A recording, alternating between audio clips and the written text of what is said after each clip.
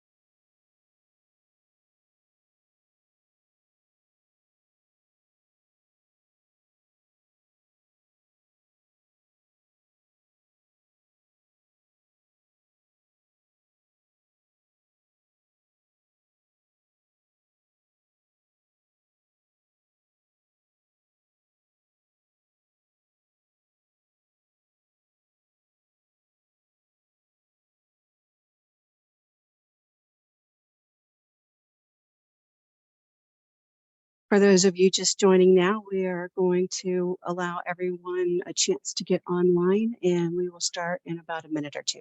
Thank you.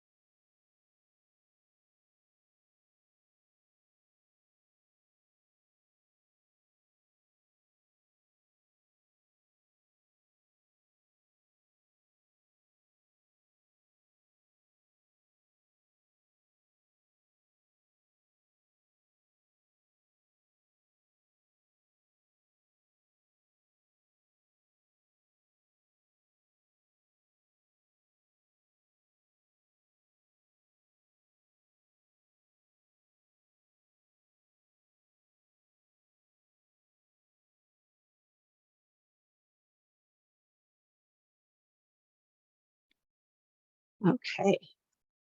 I wanted to be able to honor the time frame that we have for today. So I want to first welcome you all to the COVID story, Unhappily Ever After. But before we get started, we want to mention some of our upcoming in-person and virtual seminars and webinars that are coming up. I think everybody knows the TWUT conference is October 4th through 6th.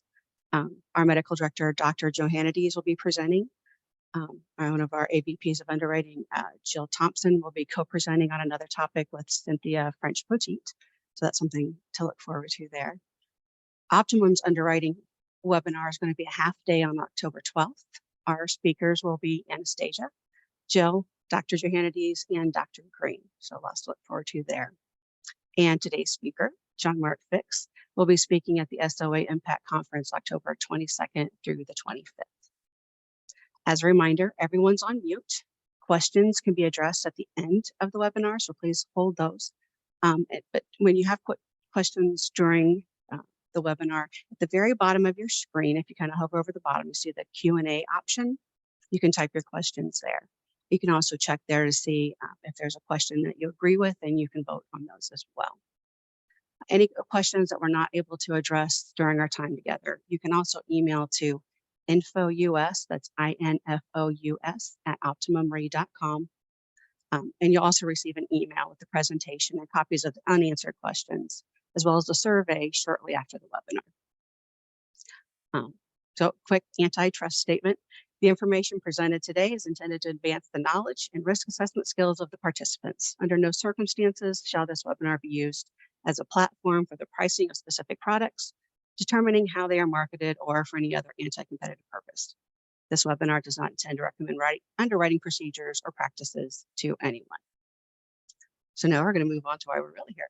It's my pleasure to introduce you to Jean-Marc Fix. He has over 25 years of experience in the life insurance industry.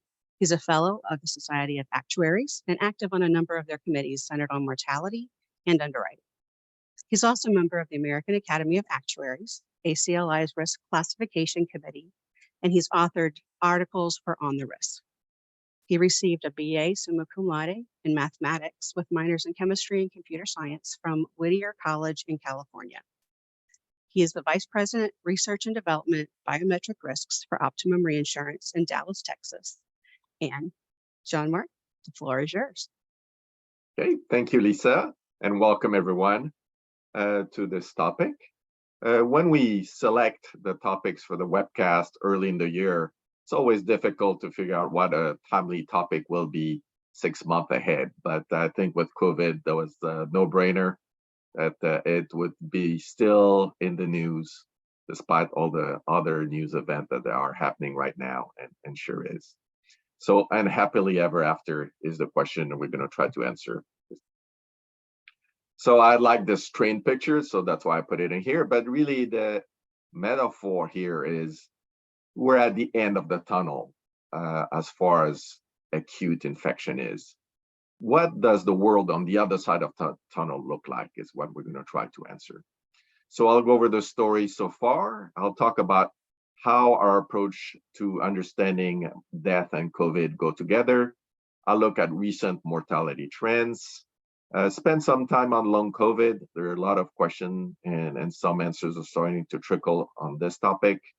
And then I'll finish on the longer term impacts of COVID for mortality in the long term, and then some lessons that we learned from dealing with COVID. And finally, I'll touch on cognitive bias, because whenever an event comes in the news like COVID did, our cognitive bias in perceiving that event play a big role, and we saw that very clearly with COVID. So the story so far is it's all about the variants now. The variants drive infection, infection drives death. Our immune system and our vaccination levels are such now that the lethality is not what it used to be. But on the other hand, the virus that managed to be successful these days are extremely contagious, and that continues to be the story.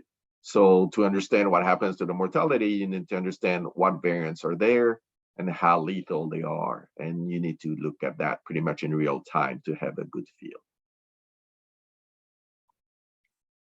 So this is the current test positivity. That's the problem of having a COVID presentation, is you always are updating the chart for the latest chart. So that's a fairly recent test positivity. And now we need to keep in mind that nowadays, most people that get COVID don't get tested, and a lot of people don't test, period, unless it's pretty severe. So this number here that you see on the right at close to 15% of positivity in the US is definitely an understatement. So we need now to look at other measures versus test positivity. And one of the measures we look at, unfortunately, are hospitalization and death. And you can see very clearly the peak in the hospitalization for the different wave of the different variants throughout the COVID pandemic. Notice on the bottom right here, that uptick in death is happening as we speak right now. And it'll be important to see how it leads. But as you notice, the number of hospitalization and death is quite a lot less than in some of the previous peaks. And that shows the contagiousness, but the less lethality of the COVID current variant. Now, one thing to look at, before we had a number of diagnosed COVID tests as kind of an anticipation to the mortality, but right now there's a really strong correlation between hospitalization and death. There is not a lot of lag between the two. So once you look at the hospitalization picture, you're pretty much looking at the death picture as well. At the bottom is the death, number of deaths. You notice the little dip on the right. That's an artifact from the lag in reporting for COVID. So whenever you look at death reporting, the last few numbers are always suspicious. As you look at the hospitalization numbers, you see it's not as positive news there.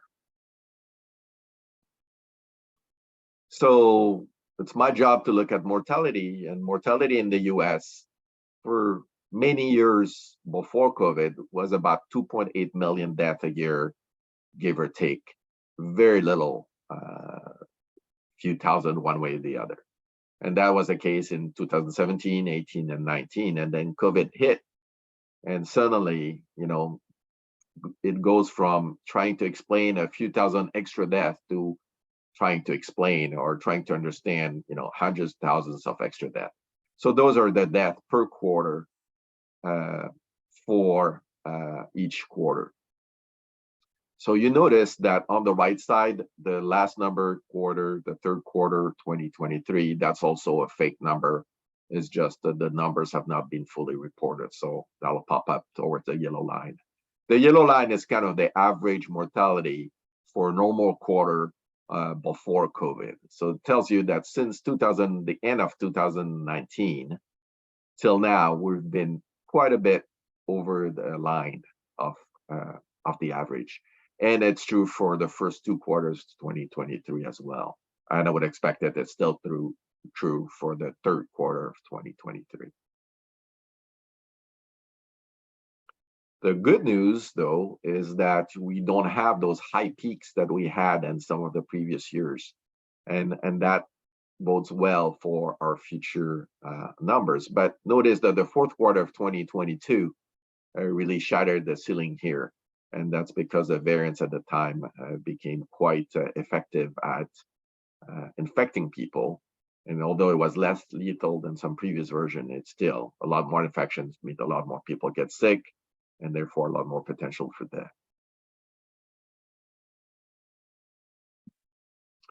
So I was talking about the variants earlier in the pandemic. You had Alpha, Beta, Delta, and now you have a whole bunch of Omicron subvariants. And you realize that the tree is getting more and more complicated as you go. And this was the tree when I started my presentation about a month ago, and it's already quite complicated. And when you look at the current variant, that's XBB 1.5 that dominated for the first half of the year. So those mortality numbers that you saw were due to this variant. It's no longer the most common variants. And on top of that, we see a few more variants. So from a couple of weeks ago, when I downloaded the previous chart, to a couple of days ago, when I downloaded this chart, you'll see already 3 new variants. And HV1 already has a big portion of the cases here. Big, a few percentage points. I mean, it accelerated from nowhere to something pretty fast. And that's what's happening with the variants that are competitive this day in the scheme of all the variants you have. Now, those are all the variants that at one time had at least 1% of cases in the US.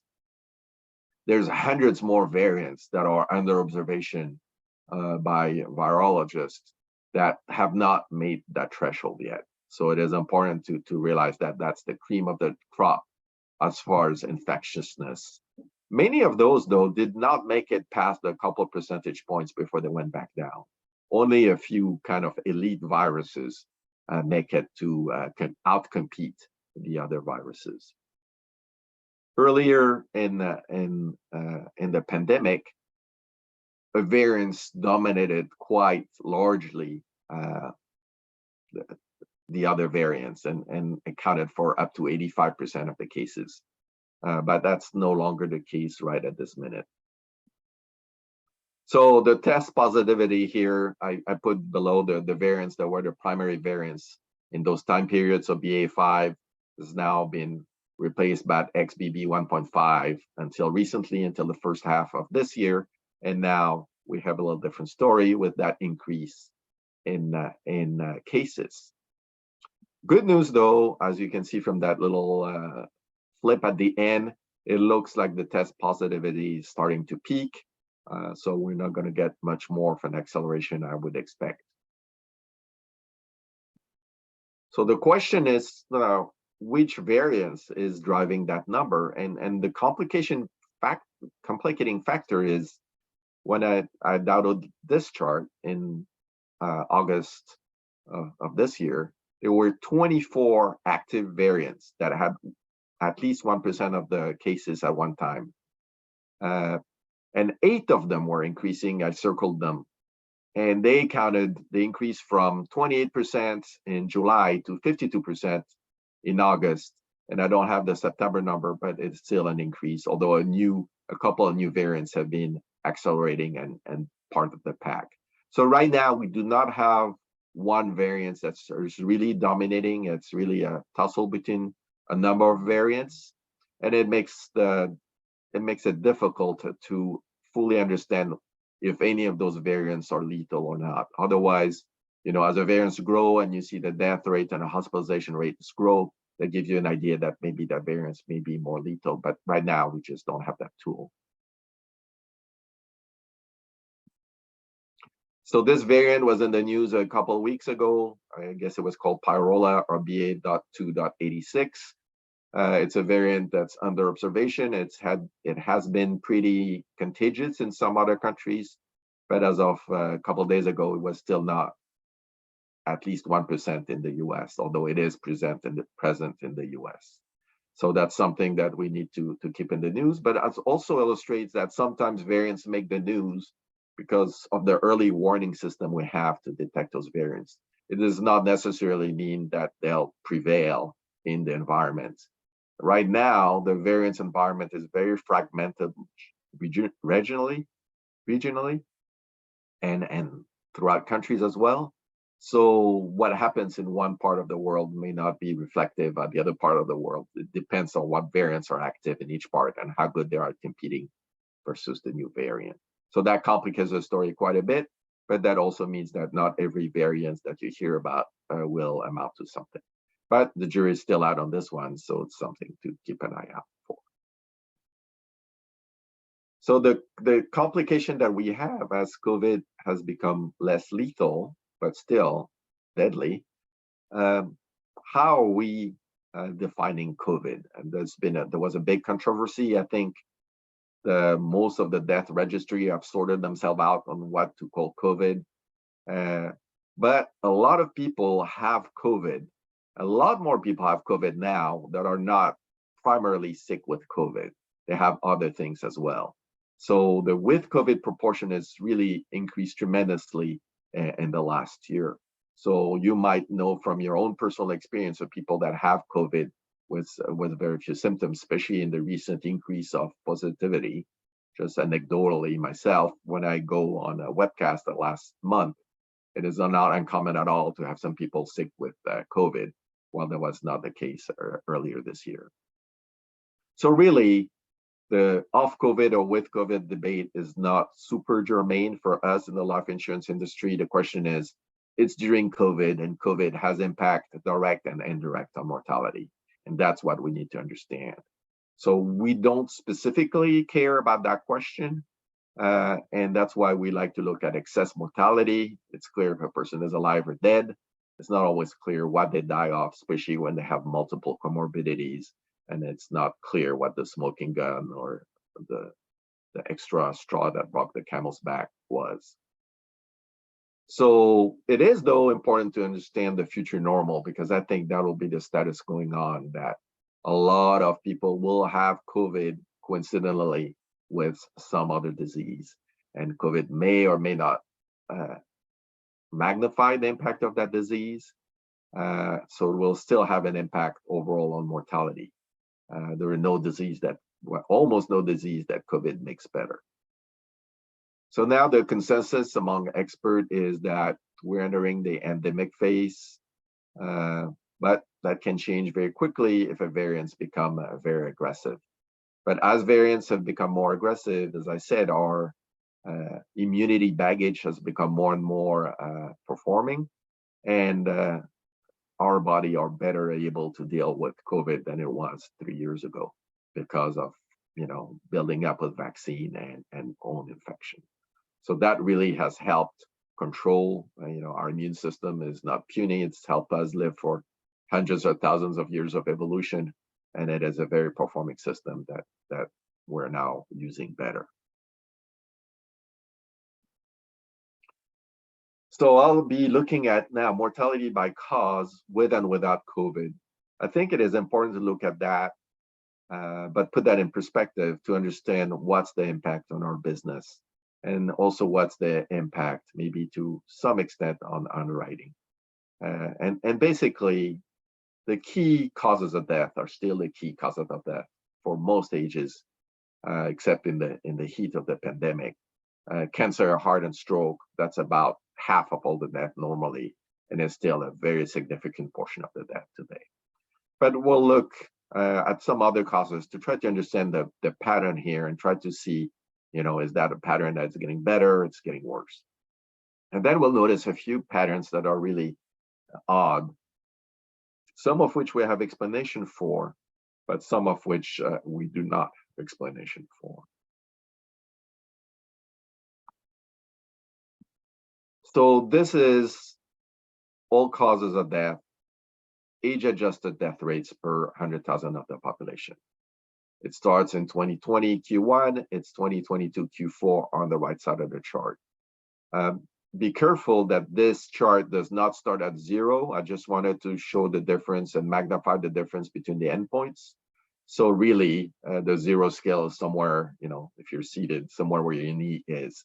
So that kind of magnifies the difference. The difference is not that big between 2020 first quarter and 2022 last quarter. It's about 15% higher, maybe, if that much. Those are also 12-month rates. So they're not the rate of the quarter, they're the rate of the 4 quarters preceding the current quarter. So the rates for 2022 Q4 are really a combination of all the rates for 2022. And we can remember that the first quarter of 2022 was not great, and that had an impact. So that mitigates the effect of seasonality on mortality, which is quite important, but also kind of distorts the effect of the drop. The drop here is the drop over a year, not a drop just over a quarter. But nonetheless, we see that mortality today is quite a bit higher than it was in 2020. And when I say today, I mean the end of 2022, because there's always a delay in reporting for those numbers as well. So here is the death and the purple dotted line without COVID. So that you see that there is still a significant increase of death that are not directly due to COVID. For the year of 2022, there was still a significant amount of death due to COVID, but this is definitely not the only thing that has increased. About half of the increase in the blue line is due to that purple line. So causes other than COVID that have increased, and we'll be looking at what some of those causes are in a second. So cancer is the primary killer pretty much across all ages, except the younger ages. Those are age-adjusted rates, so they're not representative of just any specific age, but give us an idea of the movement of what happened to cancer. You notice the big dip in 2021, the first quarter. So that big dip is probably due to some confusion in reporting. I don't believe that it's an actual reason. We don't see that big dip in mortality, so people have died. I think it's attribution, and maybe people that had cancer instead died of COVID when COVID was very active during that time period. Otherwise, it peaked and it's now back to pre-2020 level. So that's the good news there, that this is going back to normal. We'll be discussing longer term implications later. So just keeping that in mind, but from a short-term perspective, it looks like we're back to normal. It is an important factor that I'll cover later on why we want to really watch the cancer number. Heart disease, we all know that COVID, we all know now that COVID has a profound circulatory impact. And sure enough, heart disease really peaked and is now on the drop, but it's still quite a bit more elevated than before. Keep in mind that none of those charts are zeros. They're all magnified the difference here. So the difference is between 161 and 170. It's not as huge as the charts makes it look like. But it's still not 161. It's a few percentage point above that. We have the same dip, and I think for the same reason that we had in cancer. I think it's a reporting of disease issue, and also when COVID was more active, I guess the tendency in a complicated picture, which is often the case for older people, was to push it towards COVID versus heart disease, but that got rectified as people learn how to deal with COVID as a cause of death. And when we look at other circulatory related diseases, we note that this is also the case for stroke, diabetes, and hypertension. A rapid increase and a slow decrease, but all of them are decreasing slowly. Hypertension is very, very slow. Now, hypertension is a disease that takes some time to kill, and the problem of not adhering to your prescriptions properly during the pandemic or not being diagnosed properly may increase that number for a longer period of time. So all in all, the picture for circulatory event, which is the other big killer in the United States, is still a decrease, but a much more subdued decrease than it was for cancer. And it'll take a little while to see those come all the way, hopefully down, but the whether they will be coming all the way down or not is still unclear. Parkinson's disease had the same pattern. I'm not entirely clear what it is, but it's interesting to look at diseases of the older ages, because when we look at Alzheimer's, we see kind of a different pattern as well, where COVID hit Alzheimer, or at least the acute COVID part, hit people that had Alzheimer's severely. We know there were a lot of that in an environment that were institutional environments, so like nursing homes and the like. And when Alzheimer was already present, that probably extra burden of disease probably was a problem here. So I think that was more a fact that Alzheimer is a common comorbidity that affect the aged, and COVID on top of that really pushed people over the edge. The good news there, it's back to normal. It had a very quick decrease after that, and it's back to normal. One thing that is more puzzling to me, and I still haven't found a good explanation of what that is the case, is falls. Falls for the elderly is an important cause of death, not generally directly, but as a precipitating event to a chain of unfortunate event. Often there is a bone breakage with a fall as osteoporosis sets in. When your hips break, that's a major intervention. You're in a hospital for a long time. You're bedridden for a long time. Those are all bad things for your body. That makes you weaker and weaker. So there's a vicious circle there.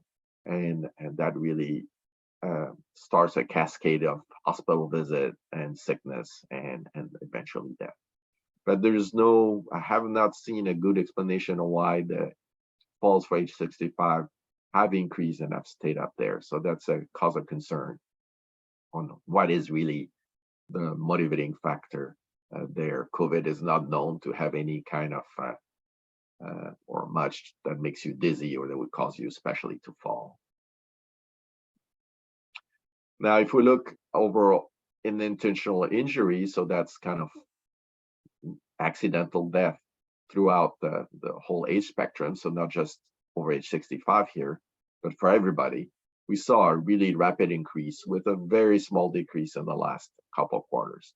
Now, you notice for this and for violent death in general, there's more of a lag in reporting because it needs to be bucketed and, okay, was it intentional or unintentional and so on and so forth. So there's quite a bit of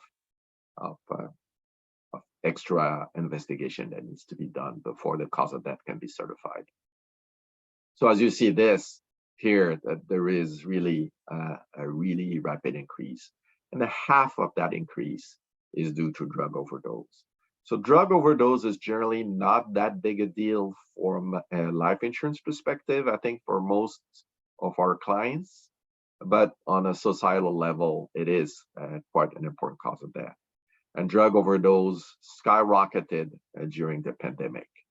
Part of it might be not due to more drug usage necessarily, but harder ability to go to emergency room in time, and that has a really big impact. We know that fentanyl, which is a big source of lethality in the drug overdose spectrum, has been really on the rise and has created a lot of extra death because of that, because of its lethality. And if it's not counteracted really quickly, creates really a big problems. So it might not be as much as an increase in users, although there is an increase in use. It's compounded by the fact that fentanyl has been a big contributing part of the epidemic in the last few years, has really continued to play havoc. The one little segment of good news is that this looks like it has peaked. Before the pandemic, so the drug overdose is not a new epidemic. It's been in play in the US for a couple of decades now. And it's really, as I say, skyrocketed with fentanyl in the mid 2010s, maybe a little later than that. But a lot of the legislation and control has been put in place as people have tried to ramp it down. And it looked like it was getting to be under control in 2018 and 19. And then the pandemic happened and all those controls went by the wayside in some ways, and it skyrocketed again. It might be that as things are settling down now, those controls are now starting to act up again, and we might see that drug overdose. I don't expect it to go down, but hopefully not go up as much or at all. When we look at chronic liver disease, so consequences of alcoholism, we see the same fast up, low down that we saw with circulatory disease. And that's the common pattern that we've seen with COVID or death around COVID, that they ramped up pretty fast during the pandemic active state, but they're slow to come down. And that's what's creating that excess mortality rate that we see still to this day. Firearm death is a topic that makes the news on a regular basis. That also has increased. Unfortunately, the pattern seems to be similar to the patterns for overdose death, that it increased and then has not really come down much. So there are complicated reasons why that could be the case. And I think we're not too clear on what would trigger this number to come down. So that is another cause of concern to keep an eye on. Now, both firearm death and drug overdose death are very sensitive to socioeconomic, the socioeconomic level of the person. So it is really an important confounding factor at the lower socioeconomic level. It generally affects our insurance level less, although firearm death is a very common cause of death still, even in the insured population, unlike a drug overdose. And if we look at homicide, we see the very same pattern. So that's homicide with all kind of weaponry, I guess. And that is also an increasing number that is not coming down fast. You notice that firearm death, a big number. So here the number is around 6 to 8. The firearm death is between 12 and 15. So there are many firearm deaths that have nothing to do with homicide. Some of them have to do with suicide, and there's a really big number of accidental deaths, especially in the younger population. So not as relevant from an insurance perspective, but still very relevant from a societal perspective. Suicide has a really strange pattern. So you would think that in time of crisis, people would commit more suicide, but it looks like it's the opposite. In time of crisis, you're just dealing with the day-to-day. You don't have time to worry about your future. And suicide went surprisingly down during that time period.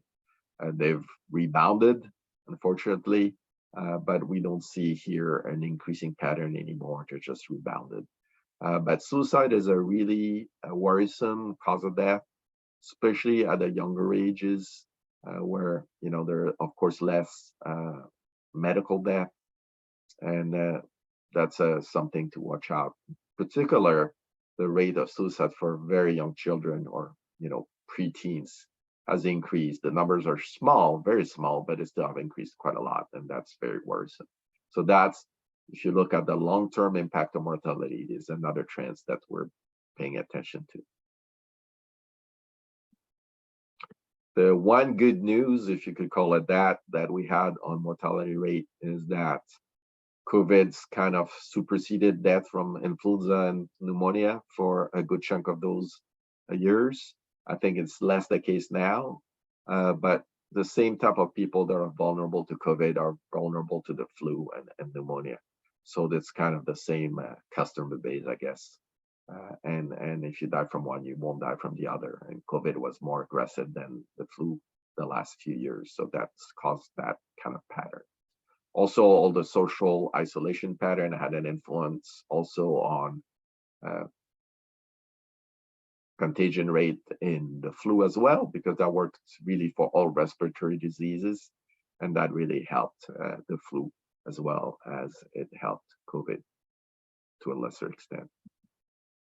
And chronic lower respiratory disease, for the same reason, COVID really preys on people that have lower respiratory disease. So if you die from COVID, before you die from lower respiratory disease, you get the pattern that we see there.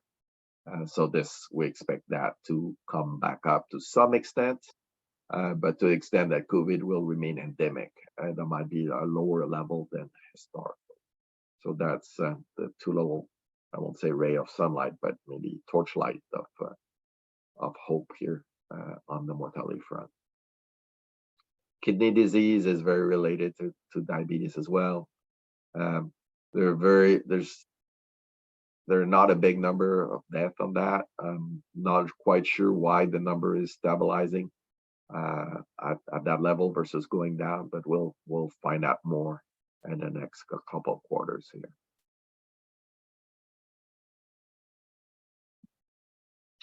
So septicemia is also a number that has gone on the increase.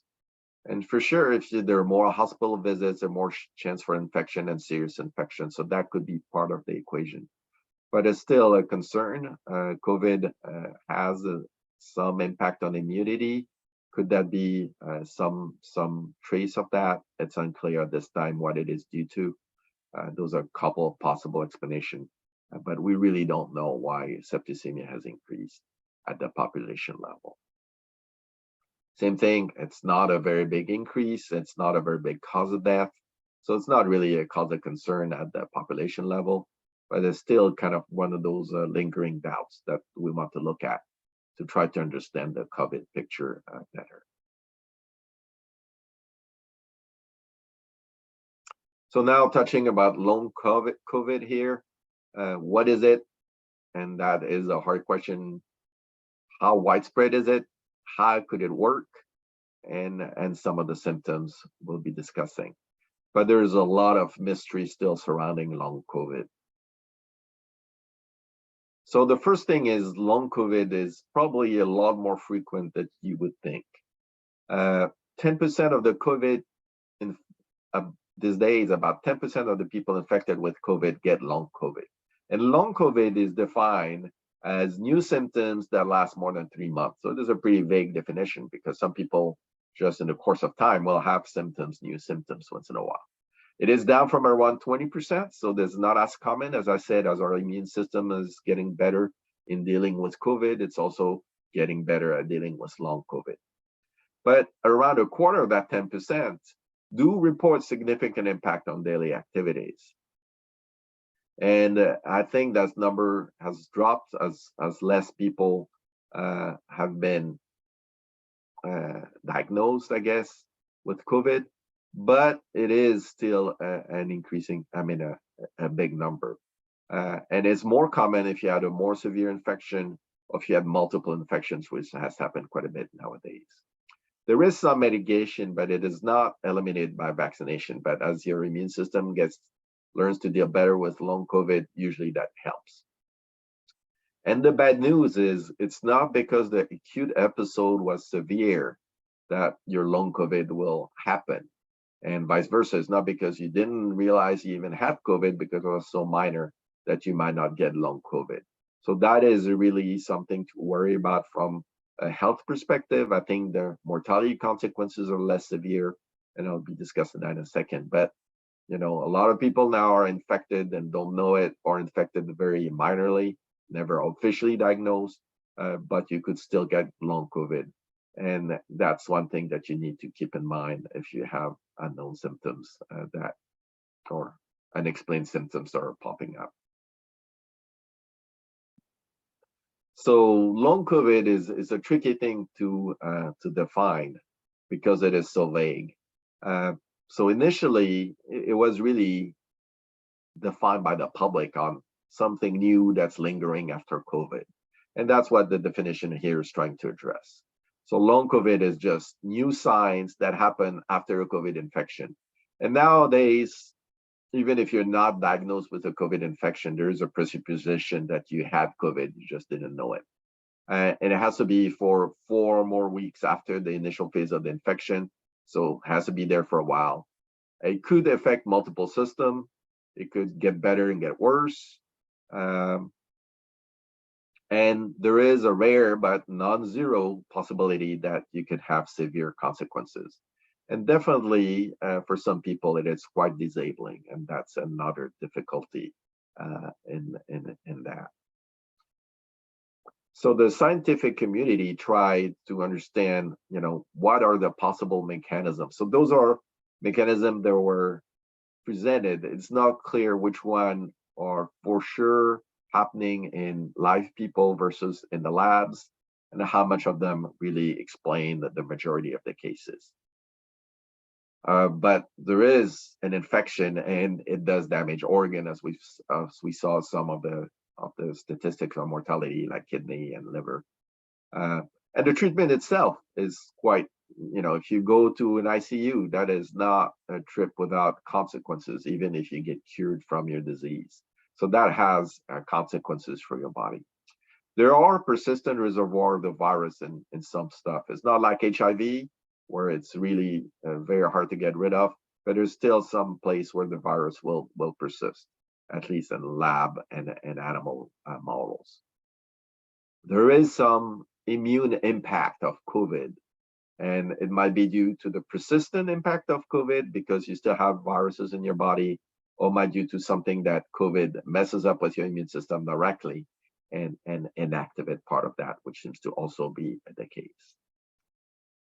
These days, we're much more aware of the impact of the microbiome on our health. So the microbiome is the collection of bacteria that live in your gut and turn out to have an important impact on many aspects as we learn of your life. They really have, a big role in your nutrition and the impact that nutrition produces in your body. So messing up with that, of course, is an issue. Usage of antibiotic for no good reason when it was COVID is also something that messed up with the microbiome. So that's also a possibility of things that can be affected. Clotting issues is an issue with COVID. It does have anti-clotting clotting behavior that creates other problems downstream. Nervous signaling dysfunction is also a problem that could explain some of the weird symptoms that you can get from COVID. And one of the issues that I mentioned earlier, immunity, it's a whole kind of worm. Your immune system is really complicated. It has a lot of feedback loops within your body. And once it's primed by an infection, if the infection persists, there's a chance that it might ramp up way too much and you get autoimmunity issue. And the COVID virus seems to, at least in the lab, alter some immune system cells. So that also could be a contribution factor. So the scientific community tried to have a more rigorous definition of long COVID because you want to really focus on the new thing and not maybe side effects of other things. As we age, new symptoms appear in our body no matter what. So they tried to do a definition of what is post-acute sequelae of COVID. So if you hear that, it's an attempt to be more scientifically rigorous in a medical analysis for that. So this study looked at about 12,000 people, median age 47, but a good range of ages, 70% females. It seems to have affected females more, like some other kind of like chronic fatigue and fibromyalgia. 6 months follow-up, so the people had at least a 6-month post event for the people that had the event, and they looked at 44 symptoms. So that's a pretty wide net of symptoms that could happen with COVID, and that really is creating the problem. How much of that is really COVID? How much of that is not? How much of that is placebo effect? It's always a very difficult discussion to measure. If you can't measure, you can measure the progress against it, and that's real difficulty. 35 of those 44 symptoms had at least 2.5% prevalence. So at least 2.5% of the people had one of those 35 symptoms. So a huge collection of symptoms, much broader than for most other disease. So they come up with a scale to figure out if you can be considered to be diagnosed with PASC. So you need to score 12 points, and if you have 12 or more points, you're considered to have PASC. So smell and taste loss, smell loss, taste changes, 8 points. That's something that's pretty typical of long COVID or COVID altogether. Post-exertional malaise, so it's fatigue or not feeling good after exercise, is also very typical, very characteristic rather, of COVID. Chronic cough, brain fog under certain conditions, so there's an additional questionnaire on brain fog. Thirst, palpitation and chest pain, also chest pain has additional conditions. Fatigue, sexual dysfunction, dizziness, gastro problem, abnormal movements, all those have 1 point each. So you add up all your points. If you come up to 12, you have PSC. So the question is, some of those are a lot more impactful on your life than others. So smell and taste could or could not have, an impact, but usually for most people, not going to be disabling. Brain fog, on the other hand, could really be a problem, and post-exertional malaise, depending on how profound it is, could really have a problem in their disability. So for the people that had a score of 12 or more, so they were diagnosed using that scale, the most common side effects were post-exertional malaise, brain fog, and fatigue. One thing that was interesting when they used the analysis, they use a predictive model to separate, to try to group those symptoms in entities. And they came out with 4 groups. It's not really relevant for us what those are. If you're interested, you can look at that article. But there's really 4 clusters of symptoms that are associated together. So it's not kind of one thing. It might be that there's several different mechanisms that manifest in different ways. Some of the ways overlap, but some of the ways are unique in the combination. So I thought that was very interesting and maybe worth following up, because I think from a treatment perspective, that might have some significance.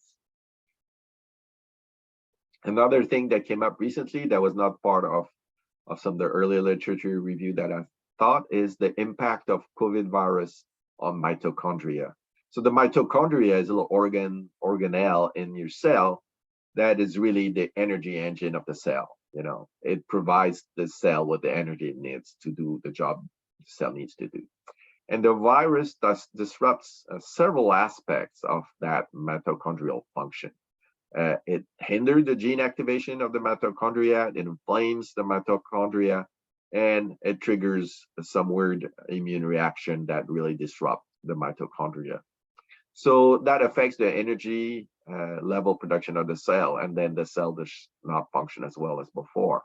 And because mitochondria are pretty much in all the cells in your body, that could explain why there is such a diverse collection of symptoms on your body, depending on which type of cells are affected. But we saw that in a human autopsy and animal model that there was widespread disruption of the mitochondria. in those cells studied. What is scary there that it seems like some of the disruption is reversible. And what I found was interesting, some of the potential therapies that were advanced are rapamycin and metformin that improve mitochondrial function. But some of you may remember those drugs as drugs that potentially have impact on longevity. So there really is a wider function here of those drugs, and that trigger that repair pathway and that energy pathway that is important for healthy aging and also health, period. And that might be a thing that might help with the damage that COVID is doing to the mitochondria. So finally, the $64,000 question, for which I will really not have a really good answer, and but I'm looking hard. First is short term. Access was disrupted in some countries more than others, but in the US it was pretty disrupted, especially for acute care early on. The good or bad thing is the consequences of acute care being delayed means mortality pops up right off the bat.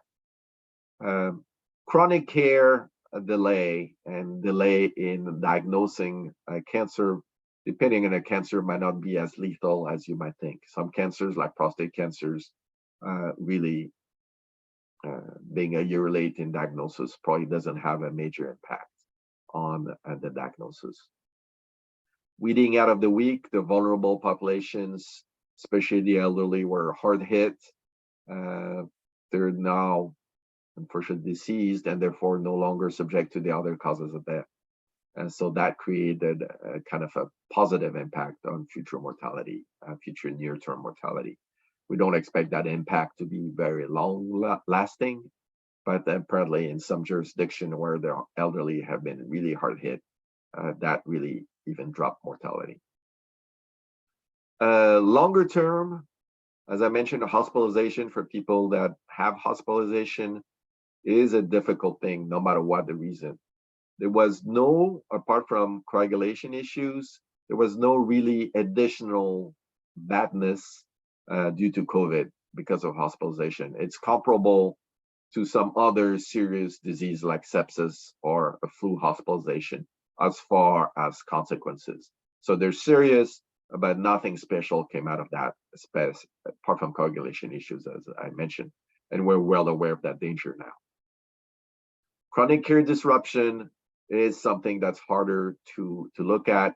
That's why I look at cancer rates. That's why I look at those diseases that are really prone to care disruption, like hypertension is another one. So the question here is, does it have a material impact?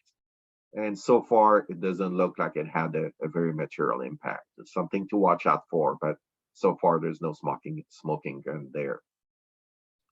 I mentioned PASC earlier. So the question is, will there be some unforeseen consequences that pop up later that are not popping now? From the way the mechanics are working, the damage is done right off the bat and is continuing. So for most of the consequences seems to be, it happens early and it stays more or less long depending on the person. There's not a pattern. There is some aggravation, but it's not a really big pattern of something suddenly popping back there. So I'm pretty hopeful, but we don't know whether that will pop up again. Some of the societal disruption, especially on the mental health space, has been really a problem.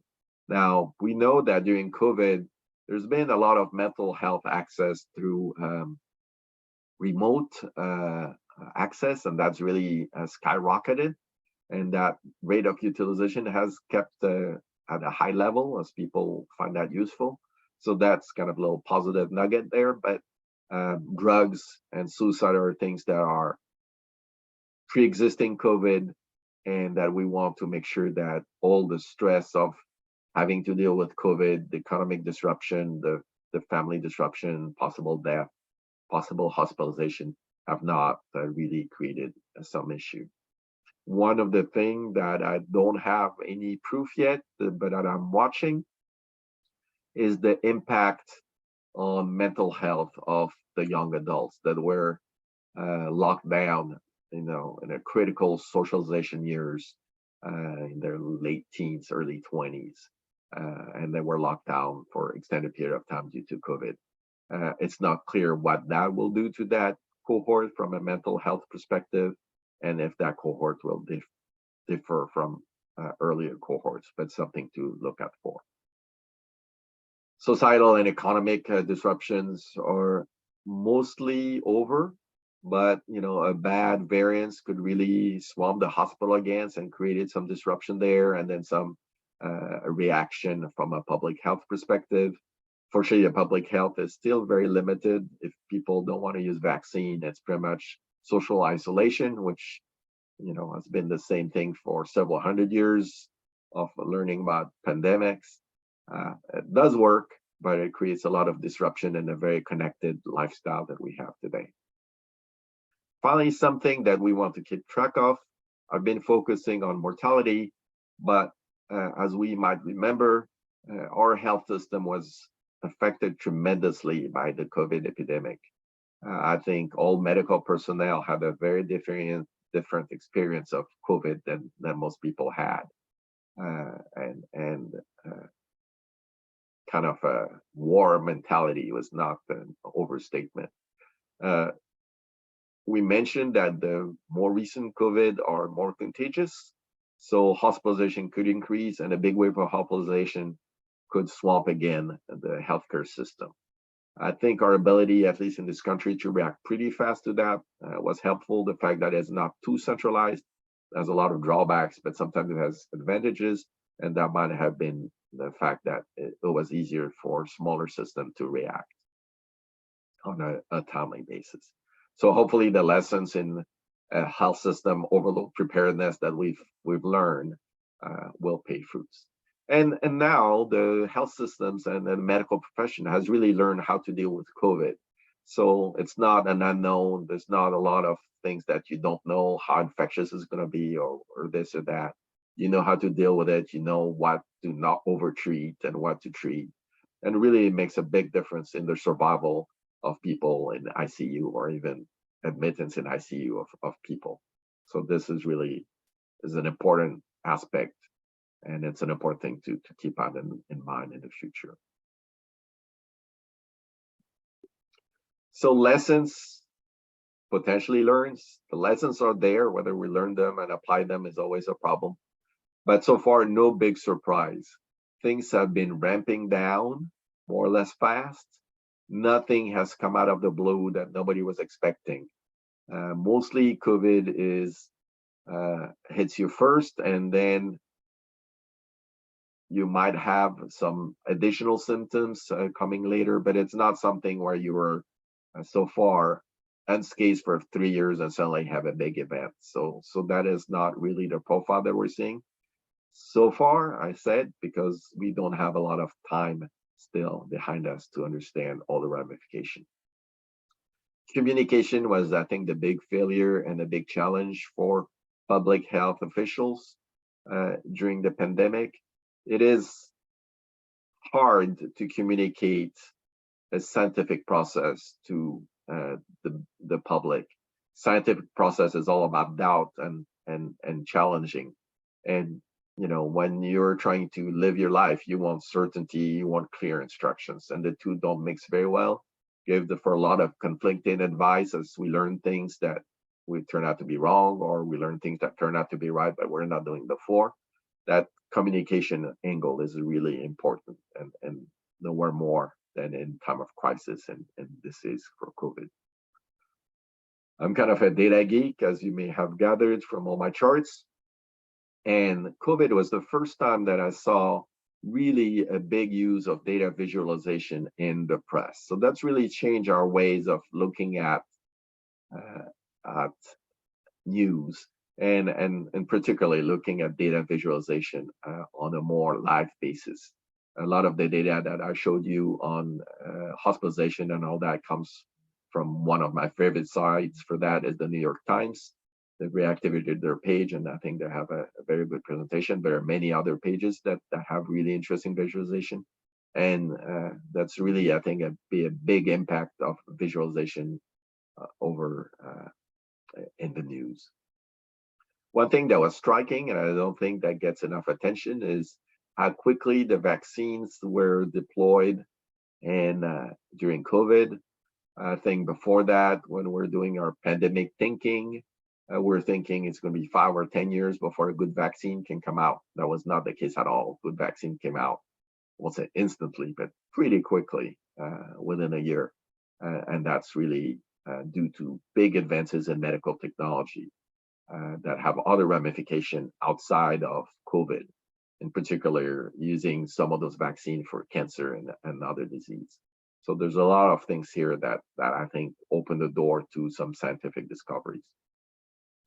We also learned that there are populations that are more vulnerable than others, and we need to really pay attention to them. In some countries, and even in the US, nursing home populations were very vulnerable. That's something to keep in mind. Incarcerated people, also very vulnerable population. So those are things that you have to keep in mind, because you don't want big reservoir disease or big reservoir of disease among vulnerable people, physically vulnerable people. And finally, the lesson that I think I learned from myself personally from the Ebola crisis before, when I was in Dallas and the first Ebola case in the US came to Dallas, is the world is a small place. With today's travel, especially for respiratory infection, it could be around the world 2 weeks ago and in your backyard this week. So it is really important to be aware of what's happening in other countries, and also the impact of healthcare in other countries, and whatever we can do to support that is also important, because it'll be not long before whatever is there is here as well. So what to do personally, those are my own advice that I personally follow, not necessarily things that, you'll have to make your own judgment. But I'm pretty up to date on my vaccinations. So I think vaccination is kind of an underappreciated miracle of modern science. For the last few hundred years, it has saved countless lives, and that's not different here. I monitor positivity in my neighborhood, and if it gets high, as in more than 10%, I start to pay attention again, and avoid crowds and and start wearing a mask again. Although pretty much I'm the only one doing it, but those are still handy protective things. Good news from a medical perspective is on all those variants, Paxlovid is effective. The problem is you have to tell your doctor quite quickly. So that's the challenge, but it's still working. And finally, the thing that is really important in time of crisis is how do we take lessons from that crisis, and that's where cognitive biases come in, and especially those 3 that I mentioned here. The availability heuristic is that the most prominent element in your memory dictates your thinking. So if, God forbid, one of your relatives was very ill and you're close to that person, they'll have a lot more impact than if it's somebody that's farther away, and they'll color your thinking. Conversely, if nobody around you was really sick of COVID, then you'll downplay the impact. So that is really a big danger. The second danger is the confirmation bias. And that's a danger that I have to face all the time in my work looking at mortality. Is it always confirms your picture. You think you have a picture, and everything is colored by those lenses that you look at things. So that's an important thing, to be able to notice new things and see when your bias is getting in the way of recognizing developments here. And finally, I like this one because it has a name, and it's kind of an exotic one, but the Dunning-Kruger effect, where ignorant people overestimate their knowledge while experts underestimate theirs. And I think you can live that or remember that in your experience as you learn a field, and for me, as I learned the actuarial field, when I was studying, everything was pretty black and white and pretty simple, reserving, for instance. And as you mature and you learn more and more things, you realize that it's a lot more complicated than you think. And that's true for every field of knowledge. So going from, it's all black and white and simple, to, as you dig in, it is not as simple as you thought. And that's a really big challenge to think about that. To conclude, I wanted to have that picture. This picture is a picture of the port of Marseille in France. And I learned that through my research on pandemics that Marseille in the 1600 and 1700 was like the equivalent of the CDC. And now they had a bureau whose job was to issue guidelines for pandemic, get news from all corners of the world, obviously by boat, and react accordingly, and then quarantine the boats that were coming from those compromised destinations. So there was already something old is something new is old, or something old is new. So that was already the case. On that, Lisa, I think we're open for questions. Great. Thank you, Jean-Marc.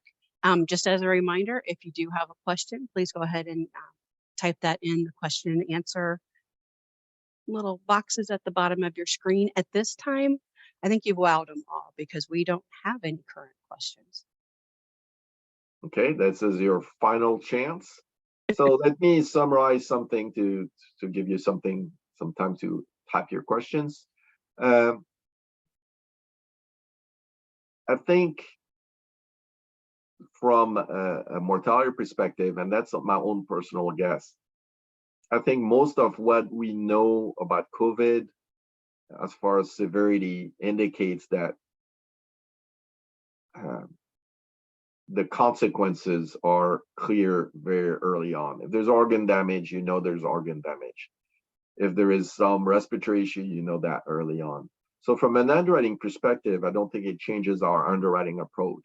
You look at the person and you look at the status that the person has now, and that'll give you, at least from a life perspective, the information you need. I don't think there's a need to, oh, that person was infected with COVID 2 years ago. Is that going to be a mortality consequences? I think the answer is pretty clear, not enough to matter for underwriting. Now, if the person has recent hospitalization that was really severe, of course, then it's your normal underwriting hat that you wear on assessing that. So, I think from an underwriting perspective, assessing the current situation of the person is 99% sure to get you where you need to go from a mortality perspective. There are some unknown questions, but I think the preponderance of evidence right now is, you see the damage early, and it may or may not continue, but it's not something that pops up too far in the future. Some caveat, we really don't know for sure, and there's some immune consequences that could pop up later in life, but so far that does not look to be the story. Okay, I think if we have no more questions, keep in mind. I do have. Oh, I'm sorry, Jean-Marc, we have one. Well, so the question is, will people end up taking or treating COVID just like any other viral flu? Easy for me to say, and will it become the same? I mean, is it? I think the question is, we've seen it as COVID. Is it going to just mesh in with the other flu viruses, or is it going to be something separate going forward, in your opinion? So, I mean, there is the scientific approach, and it's something different, but there is the day-to-day approach that, nobody really knows very clearly what the flu is, or COVID, or RSV, another virus that operates in the same thing that is making the headlines. So from a practical perspective, it'll be treated similarly in the sense that, don't go out when you have it. Make sure you vaccinate yourself on a regular basis. And we're starting to see that with COVID now that, take flu and COVID shots together. But a lot of people are not taking flu shots still to this day, although we know they're somewhat effective. So the COVID vaccines are quite a bit more effective. So I think that's something to do. But as the variants change, their effectivity diminishes. But all indication is that they help with the consequences of the infection as well. So that's something that would be similar between the flu and COVID from a practical perspective. I think there will be an extra burden of COVID death, and they're not flu death. I mean, there's an overlap of people that are vulnerable to both, but there'll be extra COVID death, going forward for, I would expect, quite a few years now, before we go back to COVID being another disease completely in the background. Right. Well, we don't have any other question and answers. So wanted to thank you, Jean-Marc. We really appreciate the information. And as a reminder to all the attendants, you will be receiving a copy of the presentation, as well as any unanswered questions that we get via email, as well as a survey. We appreciate your feedback on that survey that helps us understand what topics you guys would like to see going forward. So thank you all very much for joining us today. Again, thank you again to Jean-Marc, and everyone, please enjoy the rest of your day. Thank you. Thank you all.